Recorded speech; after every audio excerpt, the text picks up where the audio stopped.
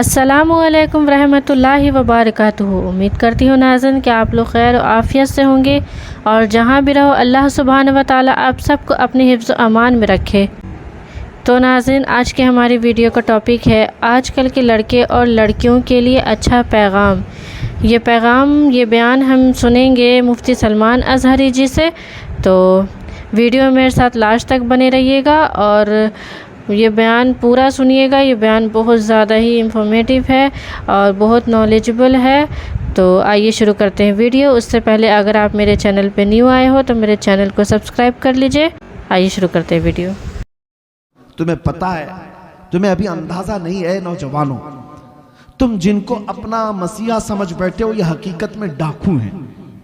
ये दुनिया तुम्हारे लूट मार की मुंतजिर है। हमारी बच्चियां भी, मेरा मैसेज पहुंचता है तो पहुंचाओ, जो ये समझती हैं कि उनकी आजादी की बात करते हैं, हकीकत में वो आजादी नहीं देना चाहते, वो तुम्हारे जिस्म के मुतलाशी, वो हवस परस्त हैं।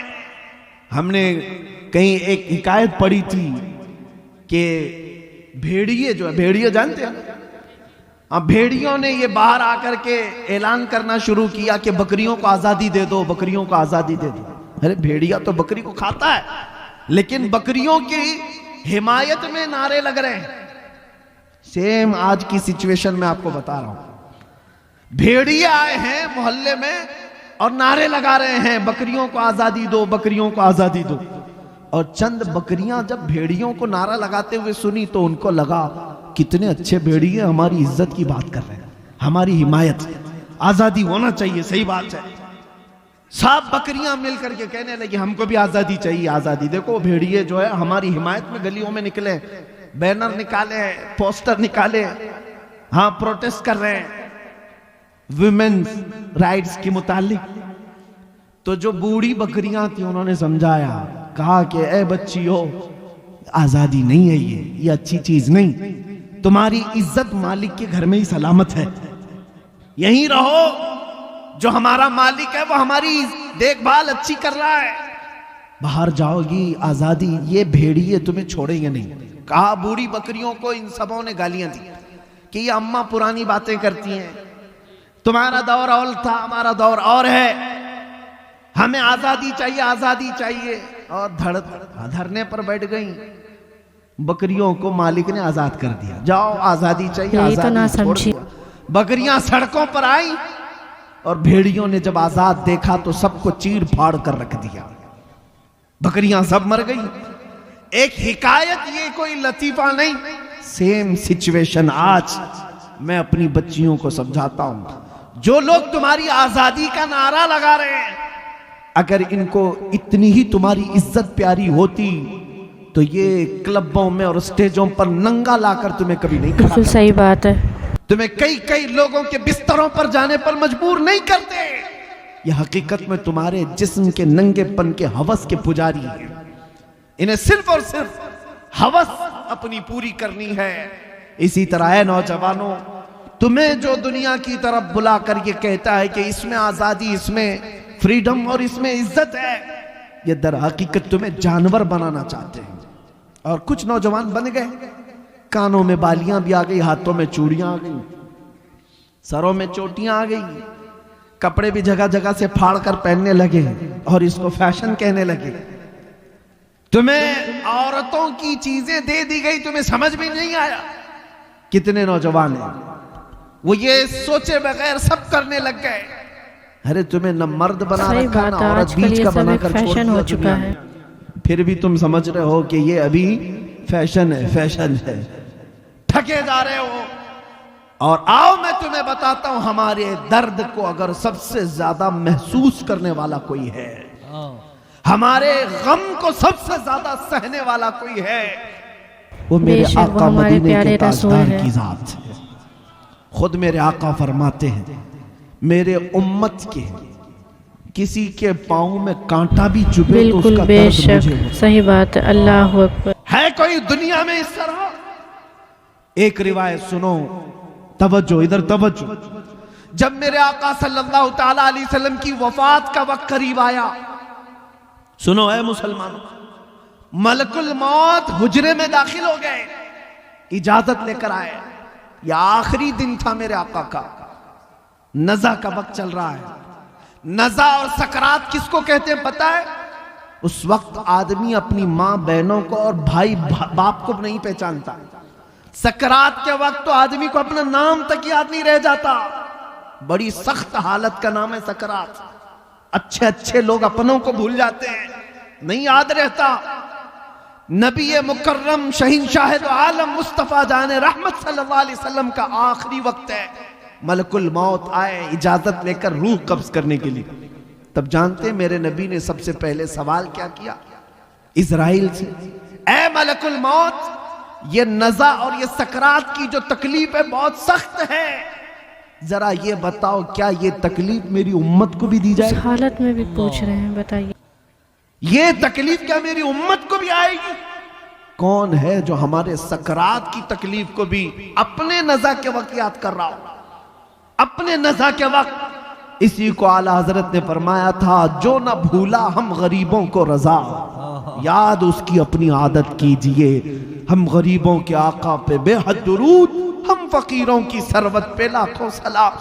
ऐ सुन्नी नौजवानों, सबसे ज्यादा हमारी फिक्र करने वाले वो नबी पाक की जात है। जब नबी पाक सल्लल्लाहु अलैहि वसल्लम सजदे में गिरकर बेतहाशा रोते रहे, किसके लिए रोते रहे? अपनी उम्मत के लिए। रब्बी हबली उम्मती रब्बी ग़फिरली उम्मती। ताइफ में पत्थर खा करके भी दुआ करते रहे, मौला मेरी उम्मत मुझे नहीं पहचानती, इन्हें माफ कर दे। वो नबी पाक जो मेराज के सफर में जाकर के भी अल्लाह करीम की बारगाह में सबसे ज्यादा कुर्ब की मंजिल, उससे ज्यादा कुर्ब की मंजिल पूरी दुनिया में किसी को दी गई नहीं और न ही दी जाएगी। उस वक्त भी मेरा रसूल अपने रब से कोई चीज पूछ रहा है तो ये है कि ऐ मौला मेरी उम्मत की बख्शिश मेरे हवाले कर दे। सुभान। कौन है जो हमारी फिक्र करेगा? जानते हैं एक सहाबी ने हुजूर से पूछा, या रसूल अल्लाह क़यामत के दिन आपको कहां ढूंढूं, कहां ढूंढूं? जानते हैं हुजूर क्या फरमाते हैं? देखना हौज़े कौसर पर मिलूंगा। मेरे उम्मती प्यास से तड़प रहे होंगे, अपने हाथ से पानी भर भर कर मैं अपनी उम्मतियों को पिला रहा हूं। वहां पर भी उम्मत की फिक्र है। या फिर हुजूर फरमाते हैं अगर वहां नहीं मिला, मीज़ान अमल पर देखना जहां नेकियां और बुराइयां तोली जा रही होंगी, मैं अपने उम्मतियों के अच्छाइयां और नेकियों के पल्ले को भारी कर रहा हूंगा। वहां मुझे देख लेना, वहां मिल जाऊंगा। और अगर वहां नहीं मिला तो पुल सिरात पर देख लेना, जो जहन्नम के ऊपर का ब्रिज है, मैं अपने उम्मतियों को वहां से आसानी से गुजार रहा हूंगा। महशर के दिन भी मेरे आका हमें फरामोश नहीं कर रहे। एक और हदीस है, सुनो सुनो, एक और हदीस। मेरे आका फरमाते हैं कल क़यामत के दिन तुम मुझे देखोगे, मेरे कंधे पर चादर पड़ी होगी, मेरे कंधे पर चादर होगी, वो खसक खसक कर गिर रही होगी। मैं एक हाथ से अपनी चादर संभाल रहा हूंगा और दूसरे हाथ से अपने उम्मतियों को पकड़ पकड़ कर जन्नत की तरफ ले जा रहा हूं। जो न भूला हम गरीबों को रजा, याद उसकी अपनी आदत कीजिए। ऐ नौजवानों मुझे बताओ, जो दुनिया में हमें ना फरामोश करे। और यहां तक कि एक हदीस ये भी है कि जब मुस्तफा करीम सल्लल्लाहु अलैहि वसल्लम को उनकी कब्र में रखा गया, कब्र में उतारने वाले सहाबा कहते हैं कि हुजूर के लब हिल रहे थे, हुजूर के लब हिल रहे थे। हमने कान लगा करके सुना तो नबी पाक ये कह रहे थे, रब्बी हबली उम्मती रब्बी ग़फिरली उम्मती, ऐ मेरे रब मेरी उम्मत को माफ कर दे, मेरे उम्मत को मेरे हवाले कर दे। अब सुनो, जो अपनी कब्र में ना भूले, हशर में ना भूले। ऐ उम्मत के गयूर नौजवानों, क्या तुम्हें यह ज़ेब देता है कि उस नबी को तुम यहां भूल गए, उस नबी को तुम यहां भूल बैठे? इसी को तो आला हजरत ने कहा था, शब सुबह तक सोना तुझे, दिन लहू में खोना तुझे, दिन लहू में खोना तुझे, शब सुबह तक सोना तुझे। शर्मे नबी खौफे खुदा ये भी नहीं वो भी नहीं। आ जाओ ए नौजवानों, हमें सबसे ज्यादा प्यार करने वाला आमिना का लाल है, हमको सबसे ज्यादा मोहब्बत करने वाली जात मदीने के ताजदार की है। वो गुंबद खजरा के मकी की कैफियत तो यह है, कुरान कहता है अजीजुन अलैहि मा अनितुम, तुम्हारा तकलीफ में पड़ना उस रसूल को देखा नहीं जाता। जब जब तुम मुसीबत में मुब्तला हो तो आका बेकरार होते हैं। वो रब ताला की बारगाह में सिफारिश करते, मौला मेरी उम्मत को इस कसम पुरसी से निकाल दे, इस मुसीबत से आजाद कर दे। लेकिन मुझे हैरत इस बात की होती है कि ये उम्मत उस तरफ देख क्यों नहीं रही। वो रसूल आज भी अपना दर दौलत खोले हुए है, आज भी वो अपना दरबार खुला रखे हुए है। आला हजरत ने कहा है, लब वाह हैं, आंखें हैं बंद, फैली हैं झोलियां, कितने मजे की भीख तेरे पाक दर की है। क्या बात है। ऐ मुसलमानों, तुम्हें पता है एक बात, हजरत अबू हफ्स समरकंदी रहमतुल्लाह अलैह फरमाते हैं, मक्का में एक आदमी का इंतकाल हो गया था। मैं अपनी गुफ्तगू को समेट रहा हूं। मक्का में एक आदमी का इंतकाल हो गया, उसका इकलौता बेटा था, लेकिन जिस शख्स का इंतकाल हुआ मरते ही उसका चेहरा गधे की तरह बन गया, गधे की शक्ल हो गई, जानवर की तरह चेहरा बन गया। किसी के घर में कोई बाप मरा हो और चेहरा जानवर की तरह हो जाए, क्या वो दिखा सकेगा दूसरों को मैयत? बेटे ने जल्दी से दरवाजा बंद कर दिया, रोने लग गया कि क्या हो गया मेरे बाप के साथ, क्या हो गया। घर वालों को मालूम था, बाहर किसी को नहीं मालूम। रोते बेटा अब क्या करें। बेटे ने यह सोचा कि घर में ये गड़ा खोदूंगा और यहीं पर बाप को दफन कर दूंगा, बताऊंगा नहीं, क्योंकि इज्जत का सवाल है। कोई देखेगा इसका बाप जानवर की तरह हो गया, मरने के वक्त क्या कहेगी दुनिया। रोते हुए अपने घर में बैठा था, अचानक उसके घर का दरवाजा खुला और एक बुजुर्ग घर के अंदर दाखिल हुए। उनके चेहरे पर चादर पड़ी थी। इसने देखा ही नहीं, सारे दरवाजे बंद थे। अचानक दरवाजे से एक बुजुर्ग आए, सीधे उस मैयत की तरफ गए, चादर हटाया, मैयत के चेहरे के ऊपर से हाथ रखा, दुआ की, फिर चादर डाल दी। ये नौजवान जो बेटा बैठा हुआ था ये देख रहा था उस बुजुर्ग को आते हुए और फिर ये करते हुए। फिर उस बुजुर्ग इसके पास आया, कहा, पूछा क्या बात है, क्यों रो रहा है। ये चेहरा उठाए बगैर कहता, मैं जानता नहीं आप कौन है, कैसे आ गए, लेकिन आपने देख ही लिया है, अब मेरे बाप के चेहरे को तो देखो। मेरा बाप मरा है, चेहरा जानवर की तरह हो गया, इस बात के गम में रो रहा हूं। आए हुए बुजुर्ग ने कहा, उठ जा, देख तेरे बाप का चेहरा सलामत है। वो गया, जाकर देखता है चादर हटाकर बाप का चेहरा तो चांद की तरह चमक रहा था, खूबसूरत है, कुछ नहीं बदला। खुशी के मारे रोने लग गया। और ये बुजुर्ग घर से निकल ही रहे थे, दरवाजे तक पहुंचे थे, दौड़ता हुआ आया और इस बुजुर्ग का दामन पकड़ लिया, पूछा आप कौन हैं। अल्लाह के फरिश्ते, आप कैसे मेरे घर पर आए, ये कैसी रहमत। आए हुए नूरानी बुजुर्ग ने पलट कर कहा, अना मुहम्मदुन रसूलुल्लाह, मैं मोहम्मद अल्लाह का रसूल हूं। बात ये थी, सुभान अल्लाह, सुन, तेरा बाप एक गुनाह में मुब्तला था जिसकी वजह से अल्लाह का गजब नाजिल हुआ। एक बुराई थी, वो मैं तुझे नहीं बताऊंगा, मैं छुपा दूंगा, लेकिन जिसकी वजह से अल्लाह का गजब इस पर नाजिल हुआ। लेकिन ए शख्स, ए लड़के, तेरे बाप की एक अच्छाई ये थी, तवज्जो, अच्छाई क्या है, हमारी मौत के वक्त भी चेहरे चमका सकती है। तवज्जो, मौत के वक्त भी चेहरे चमका सकती है। नबी रहमत सल्लल्लाहु अलैहि वसल्लम ने फरमाया, तेरे बाप की एक खता थी जिससे मौला नाराज था, लेकिन एक अच्छाई ये थी कि तेरा बाप उस वक्त तक बिस्तर पर सोता नहीं था जब तक 100 बार मुझ पर दुरूद नहीं पड़ता था। सुभान अल्लाह, नारे तकबीर, सुभान अल्लाह, नारे रिसालत, अज़मत मुस्तफ़ा। इसका दुरूद जो फरिश्ते मुझ तक पहुंचाते थे वो आए, उन्होंने कहा, या रसूल अल्लाह, गजब हो गया, वो बंदा जो आप पर 100 बार दुरूद पढ़ता था रोजाना, उसका चेहरा अल्लाह ने गजब से बदल दिया।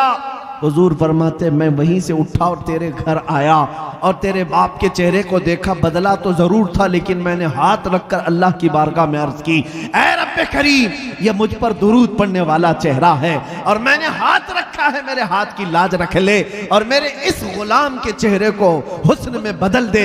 रब ताला ने फरमाया, ऐ महबूब, अपना हाथ उठाओ, उसके चेहरे को हम चमकदार बना देंगे।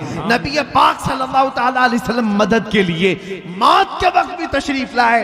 ये वाकया सिर्फ इसलिए अर्ज किया, ऐ सुन्नी मुसलमानों, जिससे तुम मोहब्बत करने का दावा करते हो, अगर दुनिया में किसी की गुलामी करते करते तुम्हें 25 साल लग गए, किसी का झंडा उठाते उठाते 20 साल लग गए। मरने के वक्त पुकारना अपने लीडरों को, मैं मर रहा हूं, आ जाओ, मेरा चेहरा बदले तो तुम बदल देना, मैं जा रहा हूं कब्र में, मुनकर नकीर आए तो बचा लेना। ये कोई तुम्हारी मदद को नहीं आ सकेगा, कोई तुम्हारा चेहरा नहीं बदल सकेगा। लेकिन एक बात का यकीन है, अगर मैं मरने से पहले मेरे मुस्तफ़ा को पुकारूं, या रसूल अल्लाह मैं मर रहा हूं, मेरे मौत के बाद तशरीफ लाना, तो फिर मेरे आका जरूर तशरीफ लाते हैं। इसलिए कि हमने देखा है, अपनी आंखों से देखा है, एक मर्द कलंदर, मुजाहिद इस्लाम, वारिस उलूम आला हज़रत जानशीने मुफ्ती आज़म हिंद हुजूर ताजुश शरिया बदरुत तरीका मुर्शिद गिरामी की वफात को मैंने आंखों से देखा है। वफात के बाद 48 घंटे हो गए थे। 48 घंटे के बाद जब जिस्म ले जाया जा रहा था, अरे 6 घंटे 10 घंटे के बाद बॉडी फूलने लग जाती है, सुकड़ने लग जाती है, या इधर उधर से पानी बहने लग जाता है। मैंने 48 घंटे के बाद उस ताजुश शरिया को देखा। मैं जनाजे में हाजिर रहा, और जनाजे में नहीं बल्कि जिसमें पाक पकड़ कर हाजिर रहा। कब्र पर जाने तक जिस्म को जैसे पकड़ा जाता था, जिंदगी में जिस तरह की जिस्म में नरमी थी, वैसे ही वफात के बाद भी नरमी नजर आती थी। वो जिस्म तरोताजा था, उसी तरह चमकदार था। वो क्यों था मैं आपको बताऊं, इसलिए कि उस ताजुश शरिया ने अपनी वफात से पहले बारगाहे मुस्तफा में यूं कहा था, या रसूल अल्लाह मैं मरूं तो मेरे आका ये मलाइका से कहना, मैं मरूं तो मेरे आका ये मलाइका से कहना, इसे कोई मत जगाना, अभी आंख लग गई है। तेरे दामने करम में जिसे नींद आ गई है, वो फना न होगी, उसे जिंदगी मिली है। नारे तकबीर, अल्लाह अकबर, या रसूल अल्लाह। करिया करिया। मेरे अजीजों, बस मुख्तसर सी बात समेटता हूं। जो जिंदगानी तुम्हें अल्लाह ने दी है, बाकी आज ये इरादा कर लो, आज ये इरादा कर लो, जिएंगे तो मेरे मुस्तफ़ा के सुन्नतों पर जिएंगे। एक भी नौजवान उठ करके ये अहद कर लिया, हमारा जलसा वसूल हो गया, हमारी रात कबूल है। एक भी गुनाहों से तौबा कर ले कि आज के बाद मैं गाने नहीं सुनूंगा। वादा करते हैं इंशाअल्लाह, जो सुनेंगे मेरे मुस्तफ़ा की नातें सुनेंगे, कलामे कुरान, कलामे रब्बानी सुनेंगे इंशाअल्लाह। बस एक भी खड़ा हो जाए, मेरे मुस्तफ़ा करीम सल्लल्लाहु ताला अलैहि वसल्लम की नजर इनायत हो, और उसके सदक़े में मौला करी। बैठो बैठो बैठो, मुझे पता है पूरा मजमा खड़ा होगा, क्योंकि हर एक के दिल में जज्बा है, हर एक के दिल में जज्बा है। और मुझे पता है दुनिया आज इसी बात से तो लर्जा है, इसी बात से खौफजदा है कि किसी दिन ये खड़ा हो गया तो दूसरों का उठना भी मुश्किल हो जाए। हाँ, किसी दिन ये खड़ा हो गया तो दूसरों का उठना भी मुश्किल हो जाए।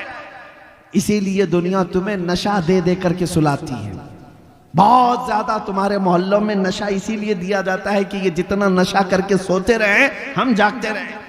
जिस दिन ये नशा छोड़ देगा, हमारी नींदें हराम कर देगा, हमारा सुकून गारत हो जाएगा। अजीज़ाने गिरामी वक़ार, आज फिर दुनिया को ये बताने का वक्त है, कुव्वते इश्क से हर पस्त को बाला कर दो, कुव्वते इश्क से हर पस्त को बाला कर दो, दहर में नामे मोहम्मद से उजाला कर दो। आज के पूरे इस मजमे को मैं इख्तिताम पर लाते हुए बारगाह मुस्तफ़ा में अब ये अहद करता हूँ। सब मेरे साथ हुजूर की बारगाह में अहद करते हैं इंशाअल्लाह। नबी रहमत सल्लल्लाहु अलैहि वसल्लम को हाजिर व नाजिर मानते हैं, उन्हें मालिक व मुख्तार मानते हैं, जी बिल्कुल, आका व मौला मानते हैं, हम सब की जानों का मालिक मानते हैं। आओ उस नबी रहमत को गवाह बनाकर अब अर्ज करते हैं, या रसूल अल्लाह हमने दुनिया की रंगीनियां बहुत देखी, अय्याशियां बहुत की, लेकिन अब जिएंगे तो इस वादे के साथ कि दूसरों की गैरों की नत्थु खेरों की बात नहीं करेंगे।